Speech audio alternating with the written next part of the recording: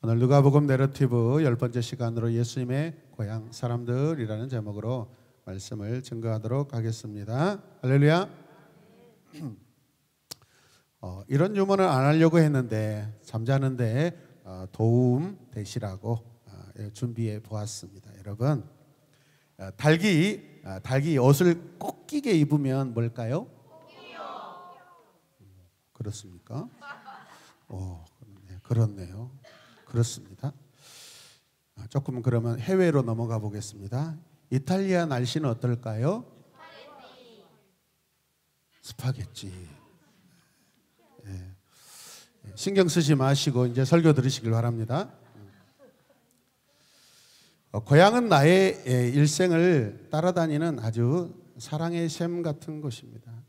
우리 모두는 고향을 생각하면 늘 슬플 때도 기쁠 때도 그리워집니다. 비가 오고 날이 스산해질 때도 고향이 그립습니다.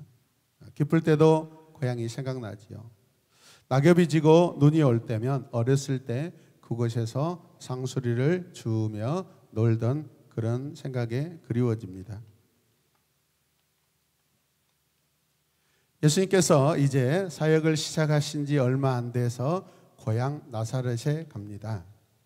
그때 예수님은 가버나움을 중심으로 활발하게 활동을 시작한 때였습니다.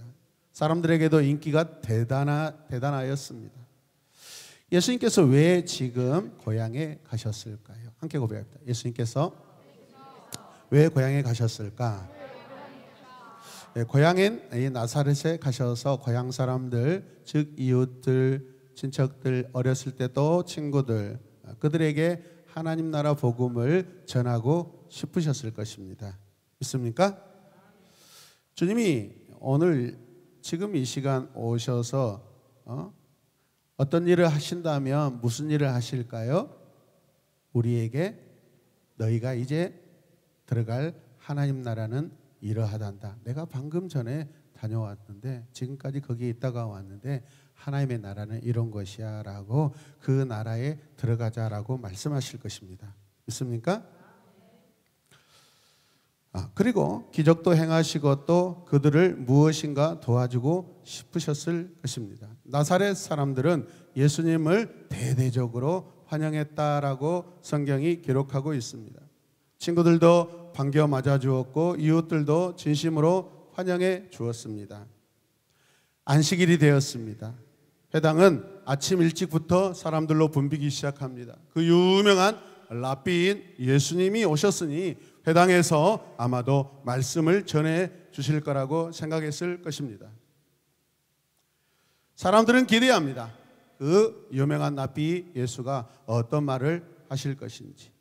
누가복음 4장 14절 말씀에 이렇습니다. 예수께서 성령의 능력을 입고 갈릴리로 돌아오셨다. 예수의 소문은 어떻게 해요? 사방의 온 지역에 두루 퍼졌다. 그런 유대 사람의 여러 해당에 가르치셨으며 모든 사람에게 영광을 받으셨다. 인기가 있어요, 없어요?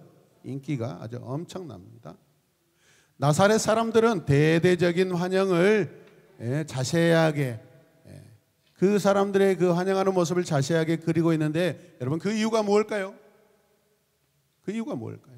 지금 사람들이 예수님을 엄청나게 환영하고 있습니다. 그런데 여러분 결론적으로 말씀드리면 그 환영하던 사람들이 장차 예수님을 어떻게 하는 거죠? 배반하고 대적하고 또 조롱하고 돌을 던지는 그러한 일들이 일어납니다. 그것을 여러분 반대급부로 보여주기 위해서 지금 이러한 장면들이 우리에게 보여주고 있는 것입니다. 믿습니까?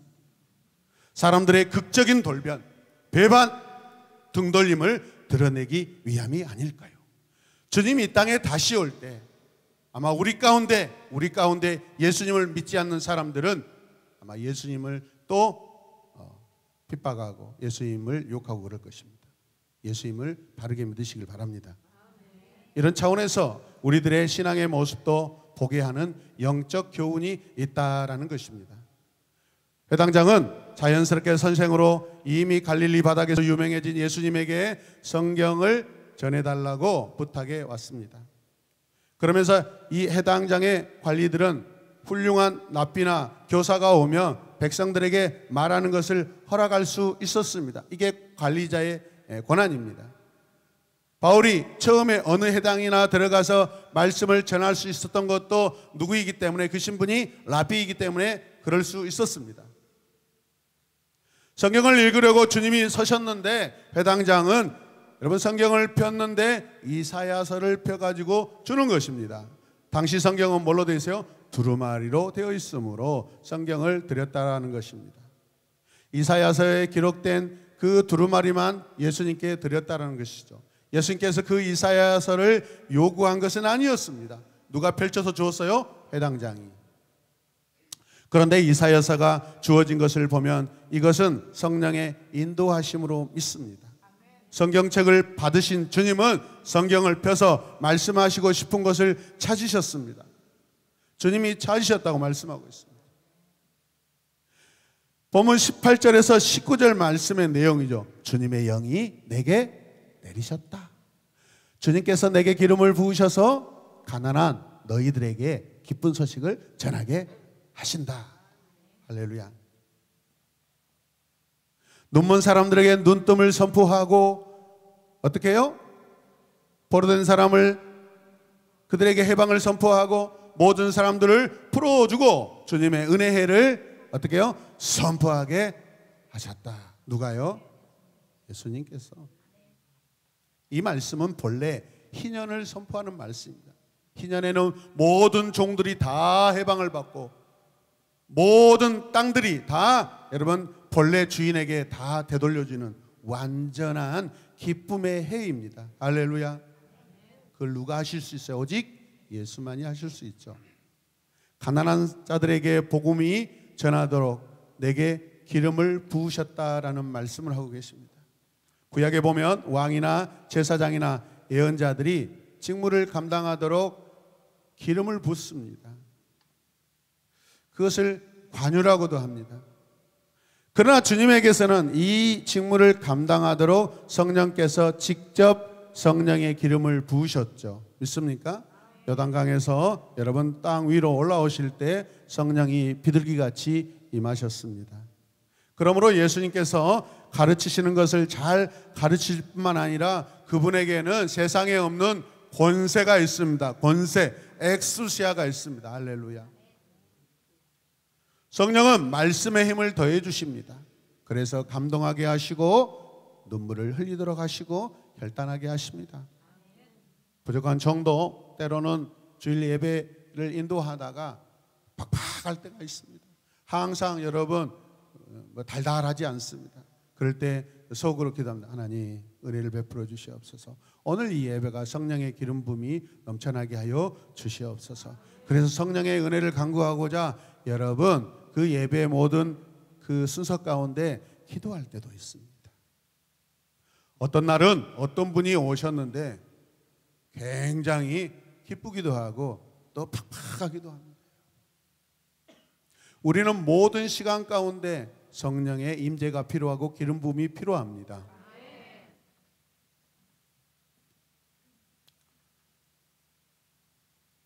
성도 중에 설교를 들을 때마다 눈물이 나시는 분이 있습니다. 성령께서 함께 하십니다. 그 말씀을 사용하셔서 감동도 주시고 울게도 하신 줄로 믿습니다. 오늘 저와 여러분들에게 선포된 말씀이 위로의 말씀, 은혜의 말씀, 기쁨의 말씀, 생명의 말씀, 결단의 말씀, 도전의 말씀 되시길 바랍니다. 가난한 사람에게 기쁜 소식을 전하게 하셨다라고 합니다. 가난한 자가 누구입니까? 가난한 자가 누구입니까? 복음은 가난한 자들의 것이라고 말씀하십니다. 가난한 자들을 마태복음에서는 심령이, 마음이 가난하다라고 이야기하고 있습니다. 그러나 이사야 66장 2절에서는 주님의 말씀이다. 나의 손이 이 모든 것을 지었으며 이 모든 것이 나의 것이다 라고 말씀합니다. 또 읽을까요? 겸손한 사람, 회개하는 사람, 나를 경외하고 복종하는 사람, 바로 이런 사람을 내가 좋아한다. 이런 사람이 가난한 사람이에요. 가난한 사람 되시길 바랍니다. 가난하다라는 것은 거지와 같이 굽실굽실하다는 거예요. 여러분, 거지가 지금 먹을 것이 있어요, 없어요? 아무것도 없어요. 얻어먹으려면 어떻게 해야 돼요? 있는지 앞에 가서 급신거려야 돼요. 그래야 먹을 양식이 오는 거예요. 교만하면 아무것도 먹을 수가 없어요. 거지에게는 교만이 뭐가 있어요? 오직 여러분 먹을 것, 그게 전부이거든요. 겸손할 수밖에 없어요. 우리 하나님 앞에, 우리 주님 앞에 굽실굽실 하시길 바랍니다. 가난한 척하는 형식적인 것을 말하는 것이 아니라 의지가 꺾여서 깊은 복종으로 굴복한다라는 그런 의미입니다. 이것은 자신의 무능력과 연약함을 깨닫고 하나님을 향하여 가지는 영혼의 태도입니다. 우리 영혼의 자세입니다. 거지는 하나님에게 아무것도 가져오지 못합니다. 드릴 것이 없습니다. 순수한 은혜와 자비만을 얻기 위하여 빈손으로 나와 웅크리고 앉아 있습니다. 이런 자들에게 하나님의 나라가 임한다고 주님은 말씀하십니다. 처음 교회에 나온 분들은 그 마음이 참으로 가난합니다. 그러나 교회 오래 다니면 다닐수록 배부른 교인이 됩니다. 마음도 그렇고 자세도 그렇습니다. 나 하나쯤이면 이제 나는 은퇴할 때가 됐어. 이제 나는 그만둘 때가 됐어. 이제 젊은 사람들이 일을 해야지. 하나님 나라는 그런 것이 아닙니다.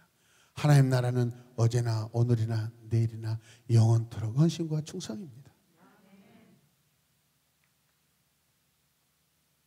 인생 마지막에 타락하지 않기를 주님의 이름으로 축복합니다.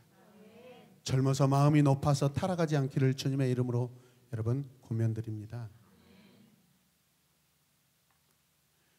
거지와 같이 하나님 앞에 굽실굽실하는 자들에게 복음이 내리고 하나님의 은혜가 내린다는 것을 기억하시길 바랍니다. 주님이 가난한 자들을 어떻게 도와주십니까? 주님이 가난한 자들을 어떻게 도와주십니까? 여기 여러 가지 표현을 쓰고 있습니다. 포로된 사람, 눈먼 사람, 억눌린 사람. 지금은 우울증 환자들이 많지만은 제가 어렸을 때만 해도 귀신 들린 사람이 왜 그렇게 많았는지 몰라요. 학교, 초등학교, 그때 당시 국민학교에서 수업을 마치고 돌아오면 갑자기 어떤 아줌마 뛰자 나와가지고 막 입술이 시커만이 막 변해가 돼가지고 막 우리 육촌 당숙 딸이 내 누나뻘이잖아요. 귀신이 들려가지고 우리 바로 옆집 빈집에 거기를 몰래 여러분 얻어가지고 산 적이 있습니다. 알리면은 그 집에 살라고 할까요? 안 그렇죠. 몰래 숨어 삽니다. 그 어린 딸을 데리고 살았어요. 조카죠. 여기저기 돌아다니면서 소리를 지르고요. 옷을 풀어 헤치고요. 당숙모가 불쌍하다고 외로울 것 같아서 강아지 한 마리를 같이 보냈는데 어느 날 어디에서 강아지 소리가 들판에서 막 하원이가 막 우는 것처럼 막 소리가 들리는 거예요. 그래서 제가 막 두렵지만 무섭지만은 찾아갔죠. 갔더니 우리 누님이 귀신 들린 우리 누님이 땅을 파가지고 강아지를 거기다 놓고 큰 돌로 눌러놨어요. 강아지가 막 울고 있어요. 정의로운 제가 가만히 있겠어요? 얼른 꺼내가지고 보내주고 도망쳐 버렸죠. 예수님 당시요, 여러분 귀신 들린 자들이 많습니다. 물론 지금도 귀신 들린 자들이 있겠죠. 무엇인가 포로가 되고 눌려 살고 있는 자들에게 해방시켜 주신다는 것입니다. 우리 주님은 해방자입니다. 정치적 해방자가 아니라 영혼의 해방자입니다. 노문자라는 말도 사실은 어두운 토굴 속에 갇혀 있는 그런 포로들이란 것입니다. 고대 당시에 포로들은요, 그냥 여러분 지상에 있는 감옥에 가두지 않았어요. 그 지하 감옥에다 가두었단 말이에요. 그래서 거기서 오래 갇혀 있으니까 나병이 들고 막 그렇습니다. 눈이 병들어서 빛을 못 보니까 눈이 노래져 가지고 정상적인 그런 신체가 아니었어요. 이들이 복음을 받고 해방과 자유를 얻을 것이라는 거예요. 예수님께서 이것을 위해 지금 오셨다라는 거예요. 어디에? 나사렛 자기 고향에 오셨습니다. 예수님 자기 자랑하려고 오신 거 아니에요. 예수께서 그들에게 말씀하십니다. 이 성경 말씀이 너희가 듣는 가운데서 오늘 이루어졌다. 말씀을 선포하지도 않으셨는데 어떻게 이루어져요? 주님이 오셨기 때문에, 이 말씀의 주인공이 지금 이곳에 계시기 때문에 여러분 이루어진 것입니다. 성취된 것입니다. 하나님 나라가 오셨잖아요. 복음이 오셨잖아요. 생명이 오셨잖아요. 하나님의 아들 왕이 오셨잖아요. 해방자가 오셨습니다. 21절 내용은 예수께서 길게 말씀하신 것을 우리는 암시할 수 있어요. 길게 말씀하셨지만 거기 모인 사람들은요, 예수님의 은혜로운 말씀에 감동되어 시간 가는 줄을 몰랐습니다. 그런데 맨 마지막 말씀에 나를 통하여 이 말씀이 이루어졌다라고 하는 이 대목에 가서 사람들이 술렁이기 시작합니다. 웅성웅성 술렁이기 시작합니다. 어떤 사람은 이게 목수의 아들 목수 요셉의 아들 아닌가? 라고 이야기합니다. 요셉의 아들인 주제에 자기가 메시아라고 하면 하나님을 뭐예요? 못 오가는 일이 되잖아요. 어떤 사람들은 잔말 말고 저 가버나움에서 행했던 기적이나 한번 해봐. 갑자기 해당하니요, 술렁이들만은 거칠어지기 시작합니다. 고향에 가까이 갈수록 그만큼 적게 환영받고 그만큼 적게 존중을 받는다는 말이 지금 이루어지고 있습니다. 큰일을 하려고 하는 사람은 그래서 고향에 가기를 꺼려해요. 저도 고향에 잘 안 가는 이유는 어렸을 때 제가 도둑질을 많이 했거든요. 목사가 되어 나타났는데 목사가 됐다면서 어렸을 때 참 도둑질을 많이 했는데 그런 소리 듣고 싶겠어요? 안 듣고 싶겠어요? 그래서 안 가는 것입니다. 어렸을 때 도둑질 많이 하는 사람들 고향에 가지 마시길 바랍니다.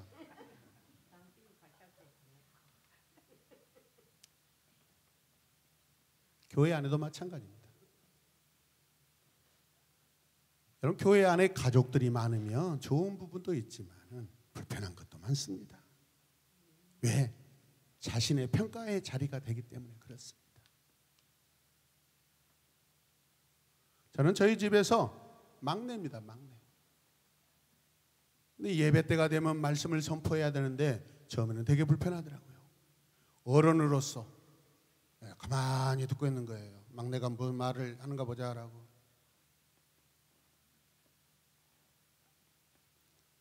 인본주의적인 신앙의 태도입니다. 내가 당신 잘 알고 있어. 너 어렸을 때 다 알아 내가. 말씀이 선포되는 이 시간 가족으로 보지 말고 하나님의 말씀을 대언하는 그러한 시간으로 보시길 바랍니다. 여러분만 그런 게 아니에요. 예수님 가족들도 예수님 동네 사람들도 지금 똑같아요. 그러나 고향에 가서 무슨 일을 시작하겠다는 사람은 용감한 사람이겠죠. 그만큼 자신이 있다라는 것입니다. 예수님에게는요, 복음의 용기, 하나님 나라의 자신감이 있습니다. 그만큼 떳떳해야 그것에서 시작할 수 있지 않겠어요? 그래서 예수님 고향에 가셔서 마지막 말씀에 이 말씀이 나를 통하여 이루어졌다라고 담대하게 말씀하시는 거예요. 어물쩡 눈치 보고 피하는 게 아닙니다, 여러분. 복음을 가진 사람은 어물쩡하게 도망가지 않습니다. 목숨을 내놓습니다. 할렐루야. 난처해진 주님께서는 이야기를 시작하십니다. 엘리야 시대, 하늘이 새 해 동안 닫히어 온 땅에 큰 흉년이 들었을 때 이스라엘의 가부가 얼마나 많았느냐? 있었어요, 없었어요? 있었죠. 그러나 엘리야를 영접한 가부는 이스라엘 땅에 있는 가부가 아니라 어디 가부예요? 사렙다 가부입니다. 베니게 이방 마을에 사는 여인이었습니다. 엘사 시대에 이스라엘은 문둥병자가 없었냐? 없었어요? 있었습니다. 그런데 이스라엘 문둥병자는 한 사람도 깨끗하게 되지 못하였습니다. 왜요? 깨끗함을 받은 사람 오직 이방 나라의 군대 장관, 사령관인 나만 장군뿐 아니었냐라고 주님이 말씀하십니다. 지금 주님은 무슨 말씀을 하시는 것입니까? 주님이 하고 싶은 말씀이 무슨 뜻이에요? 그 의미가 무엇일까요? 하나님은 엘리야나 엘리사를 통하여 누구에게나 공평하게 여러분 역사하시길 원하셨습니다. 그러나 하나님을 경외하며 산다는 이스라엘 땅에 하나님의 말씀을 가졌다는 그들에게는 신실한 믿음, 진정, 선한 믿음, 거룩한 믿음이 없었습니다. 하나님의 은혜를 받을 사람이 하나도 없었다는 거예요. 신약 시대 와서, 예수님 시대 와서 보십시오. 누가, 어느 사람들이, 어느 마을 사람들이 예수님을 더 핍박하고 반대하고 반역했냐 이 말이에요. 대적했냐 이 말이에요. 이방 여인 사마리아 사람들이었습니까? 아닙니다. 어디예요? 예루살렘 유대 사람들이었습니다. 이상하게도 하나님을 전혀 알지 못하던 이방 여인과 나아만이라는 이방 나라의 아람 군대 장군이 뜻밖에도 은총을 입었다라는 것입니다. 할렐루야! 눈을 번쩍 뜨시고 저를 바라보시길 바랍니다.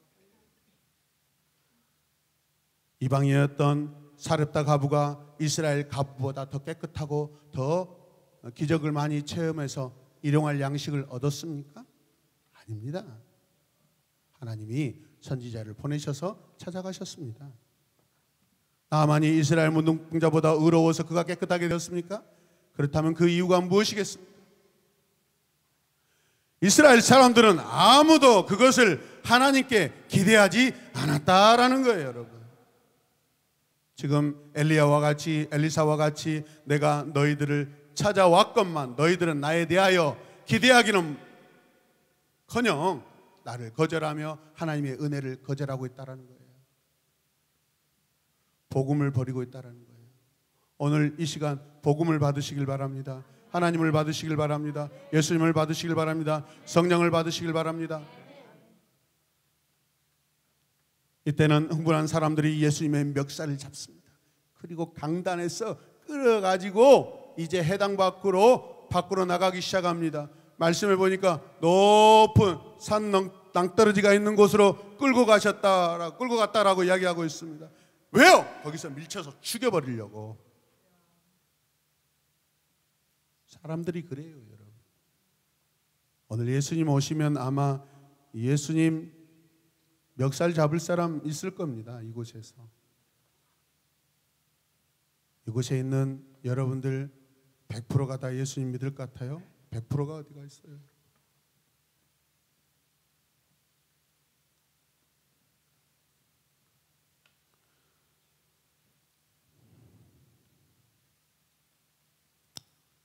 나사렛 언덕으로 끌고 갑니다. 그러나 주님은 기적적으로 그들의 손에서 벗어나 유유히 빠져나가십니다. 그리고 다시 가버나움에 가셔서 역사하시기 시작합니다. 가버나움 해당에서 더러운 귀신 들린 사람을 고치십니다. 베드로의 장모의 열병도 고치십니다. 해질녘에 각종 환자를 예수님께로 데려오니 예수님께서 그들을 다 고쳐주셨다고 합니다. 어떻게 고쳐주셔요? 다 고쳐주셨어요. 갈릴리에서는 아무도 고침받지 못합니다. 나사렛 동네와 나사렛입니다. 갈릴리가 아니라 나사렛 동네와 가버나움 동네가 무엇인가 큰 차이를 보여주고 있습니다. 누가복음이 나사렛 이야기를 우리들에게 전해주는 이유가 무엇일까요? 예수님의 고향입니다. 자랐던 곳입니다. 예수님께서 자신이 무엇을 하시기 위하여 이 땅에 왔는가는 그곳에서 설명해 주셨기 때문에 나사렛 설교는 대단히 중요한 의미를 가지고 있습니다. 주님은 가난한 자에게 복음을 전파하기 위하여 오셨다라고 하셨습니다. 눌린 인간에게 자유와 해방을 주시기 위해 오셨다라고 선포하셨습니다. 그렇다면 문제가 있습니다. 이제는 예수님께서 만민을 위해 오셨다고 하다가 언제는 가난한 자들을 위해 오셨다라고 그렇게 말씀합니다. 무엇인가 논리가 맞지 않게 보이지만 그렇습니다. 가난한 자들을 위하여 오셨다라는 말씀은 거지처럼 텅 빈 마음으로 하나님 앞에 엎드려 하나님을 간구하는 사람들이 예수님을 만나고 예수님을 차지한다라는 거예요. 심령이 가난한 사람은 어떻게요? 그들이 하나님의 것이 되고 하나님을 보게 될 것입니다. 배부른 사람들은요, 예수님을 만날 수 있을까요? 없을까요? 없어요. 질병과 어려움에 고통을 당하는 사람들이 가난한 사람임에 틀림이 없습니다. 그러나 그보다도 진실로 마음이 가난한 데 두고 사는 사람입니다. 여러분, 그러나 그렇다고 다 가난한 사람들이겠습니까? 우리의 마음이 가난한 데 두고 살아야 합니다. 배가 부른 사람들에게도 여러분, 주님이 필요합니다.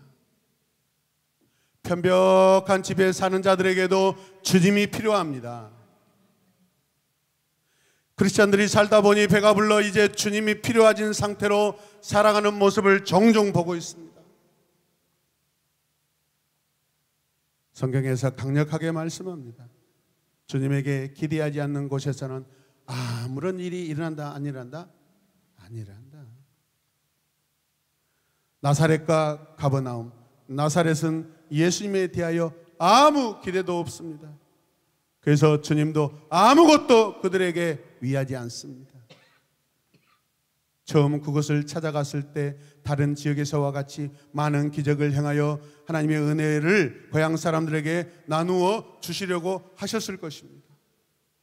육신의 병을 고쳐주면서 그들의 영혼의 그 아픔도 치료해 주시려고 가셨을 것입니다. 아무것도 하지 않으셨어요.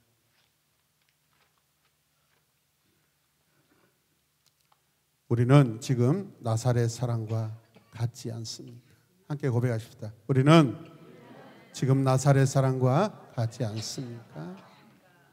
피리를 불어도 도무지 눈물도 없고 애통도 없습니다. 다른 데 관심이 있어요. 다른 데 관심이 있어요. 눈에 보이는 기적에만 관심이 있어요.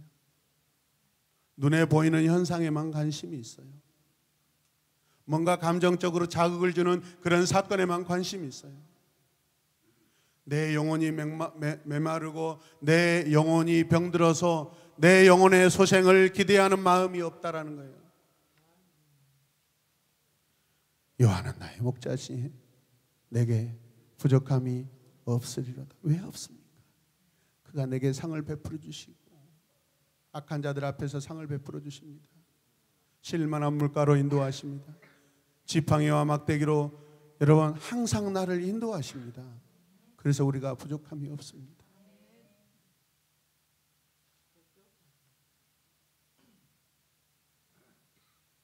가버나움 사람들은 어떤 일이든지 주님 앞에 가지고 와서 의논합니다. 묻습니다. 영어로 아스크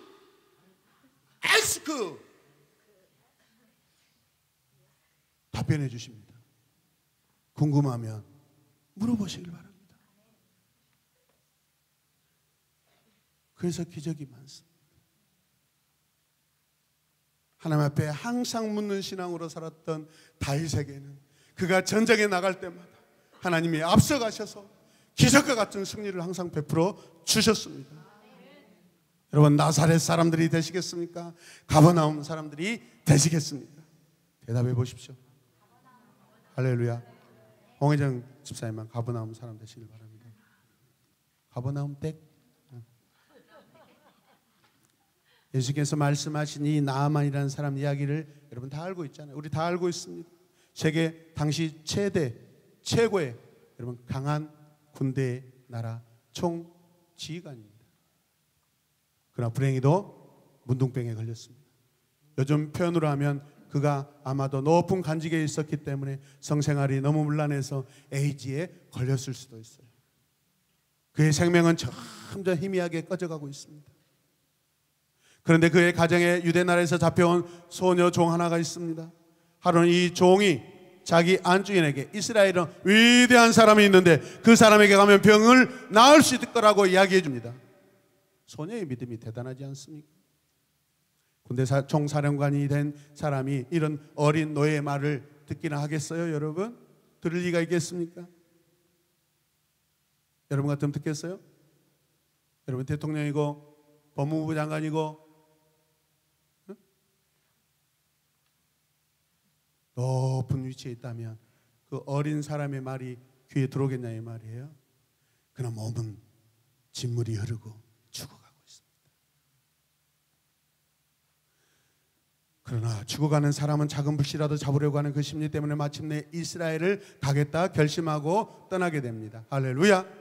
도단이라는 곳에 도착했을 때 엘리사는 밖에 나와보지도 않고 요단강에 가서 7번 씻으라 그렇게 말해버립니다. 도단에서 요단강까지는 다시 15km를 더 가야 합니다.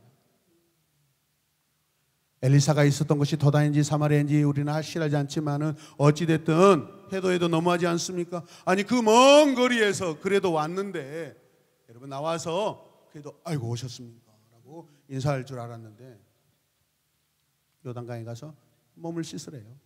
얼마나 싸가지 없는 행동입니까? 함께 봅시다.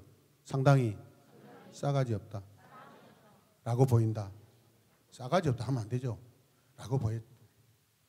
수리아에서 시리아에서 도단까지 온 사람을 찬물 한 그릇도 대접하지 않고 15km를 더 가서 요단강에 목욕을 하라고 하니 여러분 화가 안 나겠어요? 저 같아도 다시 내 나라로 돌아가 버릴 수도 있어요. 그러나 또 간절히 말하는 신하들이 있었습니다.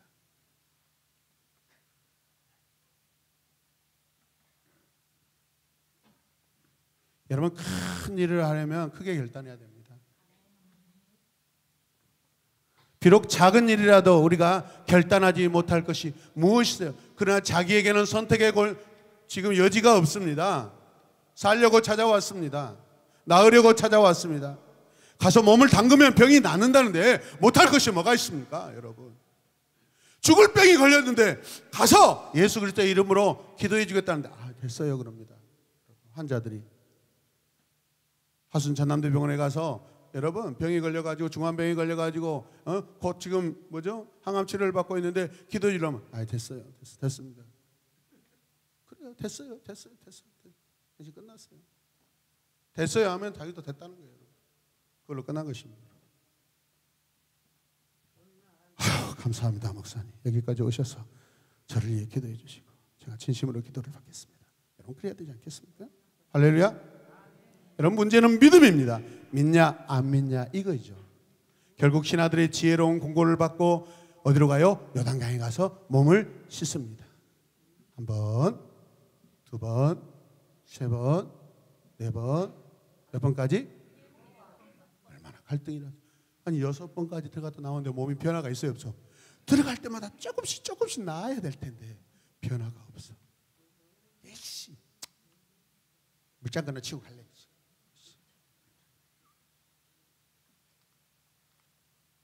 여러분이 스스로 나만 장군이 되어 보십시오. 믿음은요 결단이고 믿음은 변함이 없습니다. 그 한 번 믿음 영원히 지키시길 바랍니다. 믿음이 이깁니다. 믿음이 병을 치료합니다. 믿음으로 깨끗함을 받습니다.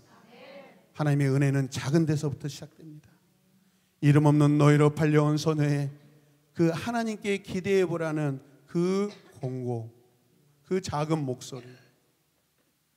도단에 와서 자기 주인에게 작은 일인데 한번 해보셔요. 이 군사령관에게는 물에 들어가 나온 것이 뭔 큰일이겠습니까? 어마어마한 전쟁에도 이겼던 사람인데 그 신하들의 기대감이 마침내는 나만으로 하여금 병이 낫는 기적을 체험하게 된 것입니다. 여러분 할렐루야. 우리가 함께 믿음을 선포하겠습니다. 같이 읽겠습니다. 시작. 여러분 언제까지 믿음 없이 살려고 합니까? 언제까지 나태하세요? 이상한 믿음으로 살겠습니까? 또 읽겠습니다. 시작. 도대체 언제까지 믿음 있는 척 하려고 합니까? 믿음이 없으면 결단이라도 해야 하지 않습니까? 누구에게 하셨어요? 누구에게 하셨어요? 자기한테 하라니까 옆에 친구들에게만 장난으로 하면 되겠어요, 여러분? 지금은 우리가 하나님께 감사와 기대와 결단하는 시간입니다. 말씀을 들으려고 결단하는, 결심하는 시간입니다. 하나님께 기대하지 않는 사람은 하나님을 진심으로 믿고 의지하는 사람이 아니죠. 기대한다는 것은 단순한 믿음의 상태를 말하는 것이 아닙니다. 하나님 앞에서 내 마음이 교만해지지 않도록 그렇게 하는 거예요. 하나님 앞에 지금까지 배부르게 살았다, 내가 부족함이 없다, 나 이렇게 하나님이 성공시켜줘서 고맙습니다 라는 그 마음으로 계속해서 사는 것이 아니라, 하나님, 나는 텅 비어 있습니다. 텅 비어 있습니다. 하나님이 안 계시면 내 인생은 텅 빈 인생입니다. 하나님이 들어오셔야 텅 빈 곳이 채워집니다. 그는 가난한 마음을 가지시길 바랍니다. 하나님 앞에 믿음 없음을 회개하시길 바랍니다. 그리하지 않으면 하나님의 은혜의 단비는 그치고 말 것입니다. 분명히 믿고 큰 은혜를 기대하고 기도하시길 바랍니다. 그 은혜를 소망하는 것은 하나님을 크게 믿는 것입니다. 기대하는 것만큼 주님은 우리 안에 크게 역사하실 줄로 믿습니다. 크게 역사하십니다. 말씀을 정리합니다.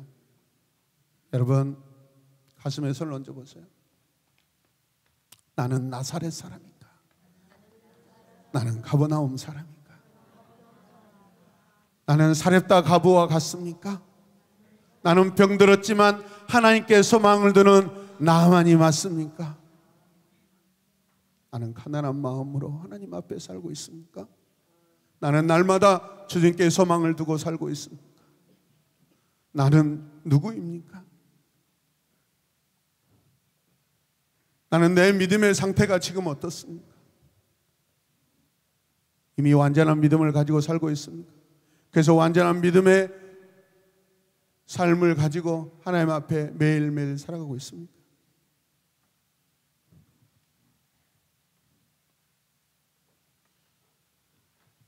주님, 나는 부족합니다. 주님, 나는 연약합니다. 주님의 것으로 채움받기 원합니다. 주님, 채워주시옵소서.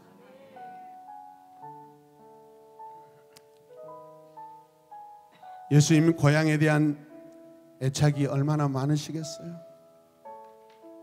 그래서 그곳에서 가장 핵심적인 말씀을 선포하신 거예요. 나사렛 사람들의 태도가 왜 돌변했어요? 그들은 자기들이 좋아하는 것, 그것을 듣기 원했고 보기 원했습니다. 하나님의 말씀 설교가 여러분의 귀를 즐겁게 하는 시간입니까? 하나님의 말씀이 선포되는 시간이고 하나님의 말씀을 듣는 시간입니다. 나를 여전히 사랑하셔서 십자가의 은혜로 구원받은 나를 오늘도 계속해서 그 은혜로 살게 하시려고 또 말씀을 주시니 감사합니다. 주님을 배척하는 그들의 마음을 들여다보십시오. 하나님께 관심이나 있습니까? 말씀에 관심이나 있습니까? 시대에 맞는 말을 듣고 싶어 합니다. 세상이 흘러가는 그러한 내용을 듣고 싶어 합니다. 내가 관심을 가지고 있는 것에 대해 듣고 싶어 합니다. 내 믿음은 어떤 쪽에 있습니까? 내 믿음은 어떤 사건과 환경에 관심을 가지고 있습니까? 귀를 즐겁게 하는 말에 관심을 두지 말고 마음을 쪼개고 애통하는 가난한 마음으로 하나님의 말씀을 듣기 원합니다. 그게 우리가 가질 소망입니다. 시간 함께 기도하겠습니다. 날마다 우리에게 새 마음을 주시고 날마다 새 마음을 주께 드리게 하여 주시옵소서. 주님을 기대하며 하나님의 하실 일을 바라봅니다. 하나님 나라 법에 통치받고 살게 하여 주시옵소서. 우리 시간 함께 계속해서 기도하겠습니다. 주여, 주여, 주여.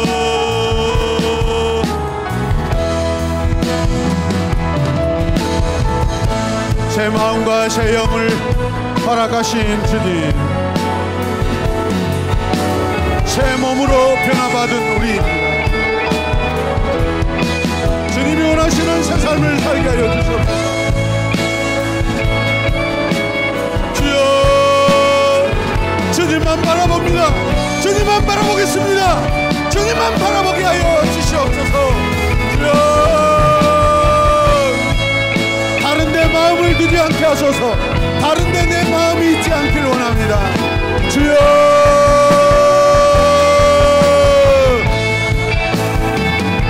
주님만 바라보게 하소서.